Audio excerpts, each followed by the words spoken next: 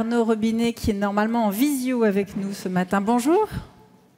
Bonjour à tous, bonjour Lamine, et veuillez m'excuser de ma non-présence parmi vous, mais l'agenda était assez contraint, mais je suis ravi de pouvoir échanger à partir de la visio. Eh bien, merci beaucoup en tout cas d'être présent ce matin. Est-ce qu'on pourrait commencer par faire simplement un point sur la situation économique actuelle des hôpitaux publics ? Oui, bien évidemment, la situation, elle est inquiétante. Au moment où on se parle, les prévisions représentent à peu près 2 milliards d'euros de déficit, que l'on explique facilement. Déjà, c'est l'inflation, 1,4 milliard qui concerne l'inflation, et puis ensuite un certain nombre de mesures qui ont été annoncées par les différents gouvernements, qui n'ont pas été intégralement financées. Donc à peu près 2 milliards d'euros de déficit à l'année pour la fin 2024. Mais derrière, c'est assez paradoxal puisque l'activité de l'hôpital public a augmenté pour dépasser son niveau d'avant Covid en termes d'activité, donc par rapport à 2019, avec notamment aussi, il faut le prendre en compte, des questions de surrecours dans certaines disciplines, notamment en chirurgie lourde à titre d'exemple. Donc situation inquiétante, mais au-delà des hôpitaux publics et des établissements médico-sociaux publics, je crois que c'est l'ensemble du système de santé français, qu'on soit public, privé ou médecine de ville, qui aujourd'hui fait part de ses inquiétudes et de l'avenir de notre système de santé. Alors, ce constat, évidemment, n'est pas rassurant. On sait que la situation est difficile en ce moment.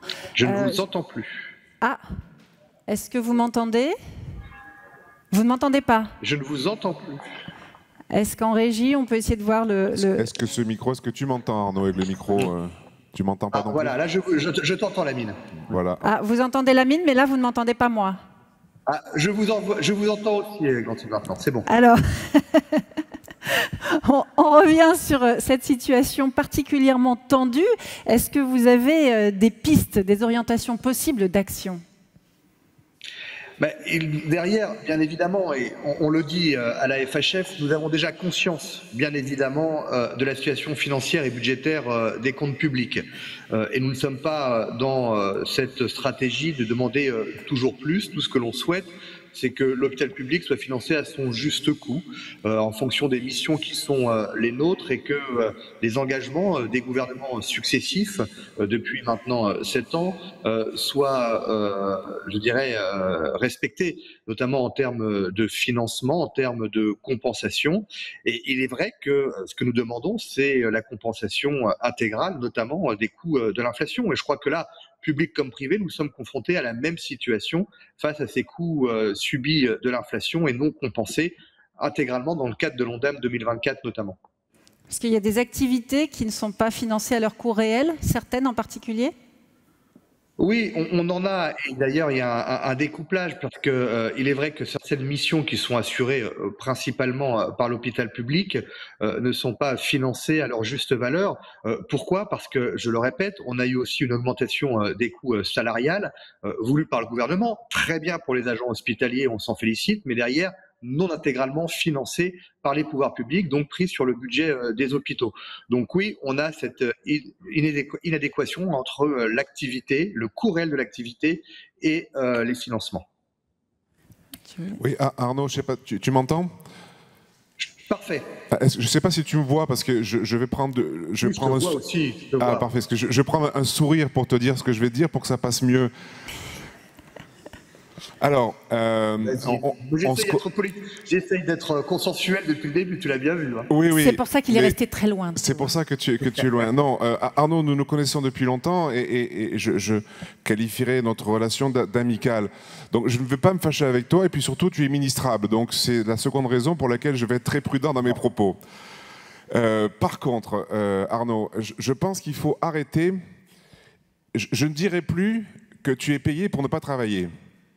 Je peux m'engager à ça. Mais toi, il faut que tu arrêtes de dire que pendant l'été, nos cliniques n'étaient pas là, qu'on n'a pas participé à la permanence des soins, que les urgences privées sont optionnelles, etc., etc. Parce que ça crée, je dirais, des tensions et des difficultés entre nous qui n'a pas lieu d'être. On est ensemble, et tu l'as très bien dit, sur des insuffisances de financement et des problématiques d'autorisation et des problématiques de RH et de médecins manquants.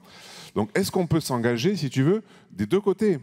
de dire qu'effectivement, on participe à hauteur de 15% des urgences. Oui, on participe à hauteur de 15% parce qu'on a 122 services, vous en avez 400 ou 500. Donc c'est 15%. On participe à la permanence des soins à hauteur de 20%. Oui, parce qu'on est financé à hauteur de 8%. Donc on ne peut pas nous demander tout et son contraire, on ne peut pas nous demander d'être présent sur tous les territoires quand on n'a pas les autorisations. Donc c'est un peu facile, et tu n'es pas le seul malheureusement, et sinon ce serait simple, à dire que le privé ne joue pas son rôle. Et le privé, ce n'est pas les cliniques, c'est tous les médecins, les hommes et les femmes qui sont dans nos structures et qui se sentent aussi un peu dégradés dans leur mission quotidienne. Donc je pense qu'il faut qu'on change. On se voit samedi matin à Saint-Malo au congrès de la CSMF avec nos amis médecins libéraux. Je pense qu'il faut qu'on change peut-être de logiciel et qu'on arrête de s'invectiver par presse interposée. Surtout que, tu l'as dit, on a beaucoup de points communs et de convergence idéologique et convergence technique. Donc voilà, c'était un petit peu le message que je voulais te faire passer. Tu n'es pas là, donc le sourire est par caméra, mais toujours garder ce sourire entre nous, ça me semble important de le rappeler. Lamine, et je m'adresse à l'ensemble des représentants d'établissements privés présents à votre congrès. Bien évidemment, toi comme moi, on a des combats, on doit faire face à des difficultés, on est le porte-parole, nous sommes les porte-parole bien sûr de nos établissements, qu'ils soient publics ou privés, et je peux aussi associer bien sûr nos amis de la médecine de ville, les médecins libéraux. La situation, le constat, il est partagé par toutes et tous. On a un constat qui est commun, identique sur la situation aujourd'hui de notre système de santé et les difficultés d'accès aux soins. Il est vrai, et je le reconnais bien évidemment, qu'il y a une disparité en fonction des territoires. C'est assez hétérogène, et si on revient sur la situation des urgences en période estivale, on a dans certains territoires où il y a une complémentarité parfaite entre le public et le privé, et parfois des situations un peu plus complexes, on a eu quelques exemples. Mais il ne faut pas généraliser, je suis d'accord avec toi. Aujourd'hui, il est vrai que nous faisons face à un vrai sujet commun, c'est celui des ressources humaines, qui est la mère des batailles, aussi bien pour le public que pour le privé. Même si pour le public aujourd'hui, on a un frémissement, une dynamique en termes de recrutement, notamment chez les infirmiers, infirmières et aides-soignants, mais chez les professionnels médicaux, notamment les médecins, on a encore des difficultés. Et donc là, il va falloir se retrousser les manches, parce que même s'il n'y a plus de numerus clausus, il y a un numerus apertus aujourd'hui, il va falloir entre 10 et 15 ans pour former nos médecins. Et donc, à un moment, il va falloir que chacun fasse un pas, il va falloir que l'on travaille de façon collective, et je le dis, l'hôpital public a besoin de tout le monde, l'hôpital public a besoin de la médecine de ville, bien évidemment. Nous avons besoin de travailler main dans la main avec nos amis du privé. Cela a été possible durant la période Covid et je sais de quoi je parle ici à Reims, dans mon territoire, où il y avait une relation quotidienne entre la clinique Courlancy de Besançon et le CHU de Reims. Donc oui, quand il y a des bonnes volontés, on arrive à travailler ensemble et ce qui nous rassemble, c'est l'intérêt du patient et rien que le patient et l'accès aux soins. Et je ne doute pas, je ne sais pas qui sera le ministre ou la future ministre dans les heures qui viennent, mais en tout cas, je crois que c'est un message que l'on peut faire passer dès aujourd'hui, c'est-à-dire qu'il ne faut surtout pas que les pouvoirs publics divisent pour mieux régner. Certes, on peut avoir des mots, on peut avoir des prises de position, qualifiées parfois de caricaturales, parce qu'on est aussi dans la passion, dans ce qui nous anime, dans la défense des intérêts du système de santé et des missions qui sont les nôtres, mais on doit aussi avancer main dans la main, parce que c'est en étant ensemble et plus forts qu'on pourra avoir des grandes avancées et être mieux écoutés et pris en compte par les pouvoirs publics. Vous pouvez avancer main dans la main tout en connaissant la frustration des hôpitaux privés face au financement que vous avez. Vous obtenez plus d'argent chaque année et pourtant on a l'impression, nous, que le public ne va pas mieux. Et le privé, lui, travaille. Est-ce que c'est possible de continuer à collaborer main dans la main avec cet état d'esprit ? Excusez-moi, Églantine, mais vous voyez, Lamine parlait de propos caricaturaux et permettez-moi de vous dire que les propos que vous venez de tenir sont totalement caricaturaux. On n'est pas aujourd'hui entendre dire que le privé travaille et que le public ne fait rien alors qu'il est financé plus que le privé, ce n'est pas entendable. Le service public, c'est l'établissement ouvert 7 jours sur 7, 24/24. La lumière est toujours ouverte et l'ensemble des patients est pris en charge par les hôpitaux publics et les agents hospitaliers assument totalement avec une adaptabilité en fonction des circonstances. L'hôpital public, quand j'entends certains parlementaires dire qu'on injecte des milliards et que rien ne change, c'est-à-dire c'est des investissements qui sont nécessaires pour l'hôpital public, pour non pas être concurrentiel, mais pour assurer les missions qui sont les nôtres et avoir un financement à sa juste valeur. Moi, à la rigueur, le financement du privé, ce n'est pas mon sujet en tant que président de la FHF, et comme pour la mine, ce n'est pas son sujet en tant que président de la FHP, le financement du public. Ce que l'on souhaite chacun dans des missions qui sont les nôtres, c'est d'être financé à la hauteur de nos missions et à la hauteur de nos coûts réels pour pouvoir assurer nos missions dans les meilleures conditions. Mais on a eu, et moi j'ai invité des parlementaires, et notamment l'ancien président du groupe Renaissance à l'Assemblée nationale et Bruno Le Maire à l'époque. Venez dans nos établissements, regardez ce qui est fait, regardez les difficultés, bien évidemment, en termes de recrutement, en termes de ressources humaines, et vous comprendrez. L'argent n'est pas mis, c'est pas un puits sans fond, c'est financer l'hôpital à sa juste valeur. Des investissements, on en a besoin. Et parmi les milliards qui ont été annoncés, je le répète, il y a eu des annonces, mais il y a eu des financements qui n'ont pas été faits de façon intégrale et qui sont portés aujourd'hui par les établissements publics. Donc, il n'y a pas, je dirais, un surfinancement de l'hôpital public. C'est des choses qu'aujourd'hui, voilà, on ne veut plus entendre non plus. Je me faisais en effet l'écho de ce que j'entendais de la part de certains parlementaires, mais je tiens à vous dire, Monsieur Robinet, que je suis une fervente admiratrice aussi des hôpitaux publics. Et j'ai un film d'ailleurs qui va sortir dans quelques semaines où je mets à l'honneur les soignants. Je le sais tout à fait. J'ai suivi j'ai suivi vos actions et les missions qui sont les vôtres. Ce que je veux dire également sur cette question du financement. Aujourd'hui, nous sommes conscients et la FHF est prête à accompagner un certain nombre de réformes qui peuvent être très difficiles, notamment sur nos territoires et vis-à-vis des élus locaux qui doivent aussi prendre leurs responsabilités. Nous, ce que demandons, et nous sommes conscients de la situation budgétaire et financière, et c'est pas l'élu local et le maire et président d'agglomération qui va vous dire le contraire, de difficultés budgétaires et financières de l'État. Nous sommes prêts à être encore beaucoup plus efficients, beaucoup plus productifs d'une certaine manière, pour faire face à ces difficultés. Mais derrière, on ne peut pas réagir uniquement toujours face à l'urgence. Et je reviens sur ce qui a été dit à la table ronde précédente et les propos de la mine également en début de notre échange. Nous avons besoin d'avoir une visibilité, une vision sur le moyen et le long terme. On ne peut plus se satisfaire d'un PLFSS et d'un ONDAM chaque année qui est un objet, entre guillemets, purement et simplement comptable.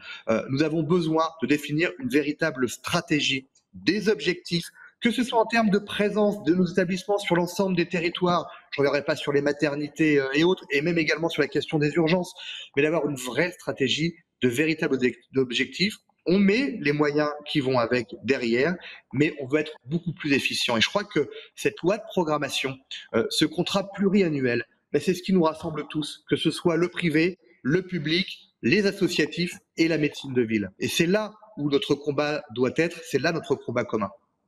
Arnaud, merci pour tes propos sur la pluriannualité, parce que je vais avoir besoin de toi, ça c'est clair. La puissance de ta fédération est motrice. Et si nous allons ensemble, et c'est mon souhait, rencontrer le ou la prochaine ministre, mais surtout l'administration, parce que c'est l'administration qui va écrire, je le disais tout à l'heure, la durée de vie d'un ministre. Et on en parlait tous les deux hier ou avant-hier après-midi. Le temps de vie d'un gouvernement aujourd'hui est tellement incertain que peu de monde finalement va vouloir en faire partie. Mais je pense qu'il y aura toujours du monde pour vouloir participer à ce gouvernement. Donc il faut vraiment qu'on soit ensemble et très rapidement, et qu'on n'attende pas, je dirais, que le ministre soit nommé et qu'on puisse bâtir ce protocole, parce que comme tu disais, on doit sortir de ce carcan, on ne tiendra pas, toi et moi, et je suis conscient de tes difficultés, tu es conscient des miennes, des nôtres. Et voilà, je pense qu'il faut, et je reformule mes souhaits et je tiendrai parole à ce qui est, je dirais, une volonté d'apaisement entre nos fédérations, car tu l'as très bien dit, ça fait le jeu de ceux qui ne nous aiment pas, dans ton camp, dans le mien, et je pense que tous ceux qui ne nous aiment pas dans les deux camps, il faut qu'on explique qu'à la tête des fédérations, il y a deux personnes qui sont responsables et qui ont envie de travailler ensemble, comme on l'a toujours fait dans le passé, du moins dans le passé récent. Voilà le petit mot que je voulais... Tu sais, la mine. La mine, autant, enfin, je suis bien sûr président de la Fédération de Pères de France, mais je suis aussi avant tout un élu local et maire d'une grande ville. Et j'ai sur mon territoire un groupe privé important. D'ailleurs, je salue les représentants du groupe Rolancy s'ils sont présents avec vous aujourd'hui. J'ai donc conscience des difficultés des établissements privés, de nos cliniques privées, en termes de ressources humaines, en termes d'investissement. Et je peux vous dire qu'ici à Reims, je ne sais pas si Bruno Leray est présent parmi vous, mais en tout cas, il y a un accompagnement du maire que je suis envers la clinique privée parce qu'on a besoin de tout le monde sur nos territoires. Moi, j'ai la chance, c'est pas le cas de tous les territoires, d'avoir 2 grosses structures, publiques comme privées. Et ben, c'est une chance pour notre territoire en termes d'attractivité, en termes de prise en charge de nos patients, de nos concitoyens. Et c'est ce qui va faire notre force dans les années à venir. Donc, oui, nous avons des particularités publiques et privées. Nous avons bien évidemment chacun nos revendications, mais in fine, nous appartenons au même système de santé et c'est ce qui fait la force du système de santé français. Je l'ai toujours dit, même quand j'étais parlementaire, ce sont ces 2 piliers, le public et le privé d'un côté. Et bien évidemment, je n'oublie pas, et on aura l'occasion d'en parler dès vendredi soir ensemble, mon cher Lamine, nos médecins de ville, la médecine libérale, la médecine de ville, sur lequel nous avons aussi besoin. Merci Arnaud. Juste avant de terminer, Monsieur Robinet, je voudrais juste avoir vos pistes de réflexion sur la façon dont justement on pourrait mieux réorganiser l'offre de soins sur les territoires en tenant compte du public et du privé. Concrètement. Vous savez, on a quelques exemples aujourd'hui sur l'offre de soins et sur l'organisation sur nos territoires, portés par un certain nombre de lois qui se sont succédées, mais notamment sur la question des urgences. Je le vois aujourd'hui et je parle de ce que je connais, notamment à Reims, ce travail que nous menons conjointement avec la médecine de ville et les libéraux en termes de création de maisons médicales d'urgence, de réorientation, pour réorienter et orienter les patients pour éviter qu'ils viennent aux urgences quand le cas n'est pas nécessaire. Sur le sujet des cliniques privées, il faut qu'on accentue nos coopérations en termes de prise en charge des patients, encore une fois bien sûr aux urgences et dans ce parcours de soins et ces filières de soins. Et parfois se poser la question également de savoir est-ce qu'on doit être concurrentiel ou pas, est-ce que on doit non pas se répartir les spécialités, mais je reconnais que à la clinique Rolancy, ils sont un peu plus parfois performants ou plus spécifiques ou spécialisés dans telle discipline par rapport au CHU et vice versa. Donc on doit jouer cette complémentarité parce que malheureusement l'argent il ne sera pas là et donc on va devoir être beaucoup plus efficient dans l'utilisation de l'argent public, c'est-à-dire de l'argent du contribuable. Merci beaucoup Arnaud Robinet. Merci Arnaud.